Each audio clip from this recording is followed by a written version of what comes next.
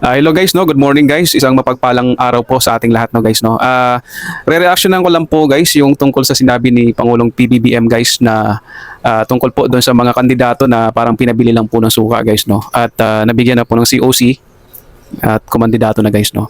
So gaano ba ito ka-importante guys na malaman ng sambayan ng Pilipino guys? Gaano ba ito ka-importante guys na dapat malaman ng mamamayang Pilipino sa pagboto, no? Sa pagsuri kung sino po ang iboboto natin guys, no? Dapat bago po natin iboto, titingnan po natin guys kung ano yung mga qualification nila, no? Baka mamaya ang binoboto natin guys, pinabili lang po ng suka, no? So ibig sabihin, wala naman talaga siyang interest, no? Na magsilbi sa bayan, no? Walang interest, walang kwalifikasyon, okay? So parang napadaan lang, ayun na, kumandidato na. So syempre guys, no, yung pinatatamaan nito ni Pangulong Marcos, no guys, no, is yung nasa kabilang kampo. Sino nga ba doon, no? Yung mga pinabili lang ng suka, no? So titingnan natin, no, sino-sino po ba yung mga kandidato doon sa kabila, yung mga partido ni Duterte. Oh, wag na po tayong lumayo guys. Doon na lang po tayo kay Philip Salvador, okay? Oh, bakit nyo po ba iboboto si Philip Salvador guys? Ano po ba yung qualification niya bukod po sa artista? Okay? Nakapag-silbi na po ba siya guys sa lungsod man lang, no, kahit barangay captain, no, kahit barangay kagawad, no. So tingin nyo guys, qualified ba siya sa posisyon ng pagiging senador? Kasi syempre pagka senador po tayo, no, marami pong batas ang gagawin natin diyan guys. Hindi lang po tayo makikipagmurahan doon sa Senado guys, no, na kagaya nila ngayon, no, na kung makapang lait sa gobyerno natin, no, ganun na lang, no, akala mo kagagaling. Okay. At ang sumunod guys na kandidato na maaari nating tignan, no, si Jimmy Bondoc, no. Oh, sino ba tong si Jimmy Bondoc? Bakit senador po ang tinakbo nito? Nakapag serbisyo na ba yan guys sa barangay captain, tama? O di kaya barangay kagawad man lang, no? Oh, although nakalagay ng naging attorney na tong si Jimmy Bondoc guys, pero syempre, no, ano bang qualification nito ni Jimmy Bondoc guys para iboto natin? At ito guys, no, yung pangatlo na parang pinaringgan din, pangatlo na parang pinatungkulan din or pinatamaan ni PBBM na parang pinabili lang ng suka is itong si, sino guys? Si Apollo, no? Pastor Apollo Kibuloy guys.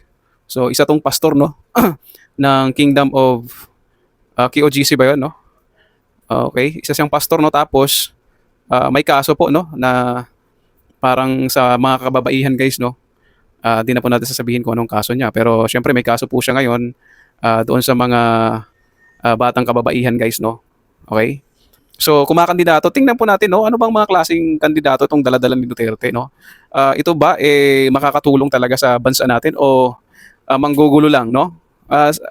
Ako kasi dati, no, parang binoto ko rin si Robin Padilla. Akala ko asang-asa din ako, no, parang may gagawing game changer sa politika ng Pilipinas, no. Parang may gagawin siyang kakaiba, no, na pagbabago, no, dahil yun ang tinutumbok niya pagka halimbawang ano siya nagsasalita, no, parang about dun sa federalism, no, pero wala naman ding nangyari, parang lagi lang nakaupo tapos may kinakain sa ano, no, sa session, no, pagka mayroon namang batas na pinag-uusapan, di naman niya maipagtanggol, di naman niya ma-explain yung mga side niya, no guys. So ang nangyari parang wala, nasayang lang yung boto natin guys, no, imbis na may mga mas qualified pa na kandidato na maaari nating iboto, yung mga hindi qualified yung naboboto natin guys. Okay? Oh, kung kayo guys gusto niyo iboto si Philip Salvador, si Willie Rebillame, di ba? Si Jimmy Bondoc na kumanta ng bakinanta nun, Let Me Be The One. So yun yung qualification guys, kumakanta lang ng Let Me Be The One, okay? Tapos si Kibuloy, yun no, nangaral, no, tapos ewan ko, may mga kaso na naman yan, hindi naman natin, no, isa-isahin pa yan, pero alam naman ng buong sambayan ng Pilipino yan guys. Pag sinabing Philip Salvador, ano bang ang umaano sa isip natin guys? Pinabili lang ba ito ng suka? Si Jimmy Bondoc, pinabili lang ba ng suka? Sino pa? Si Willie Rebillame, no?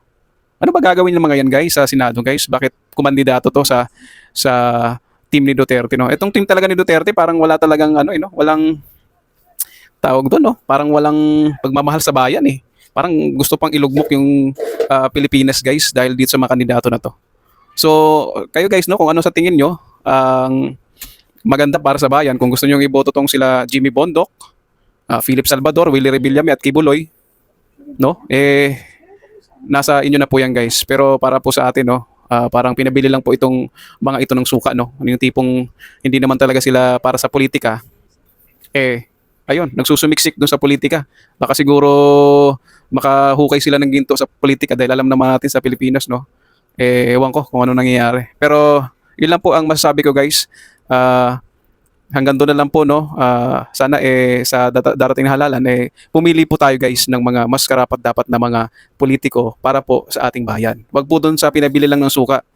Okay? Baka mamaya mangasim na yung Senado, no. Tama na po sila Bong Revilla, Robin Padilla, sino pa ba? Lito Lapid. At kung sino-sino pang mga hindi qualified na senador na nailuklok, no.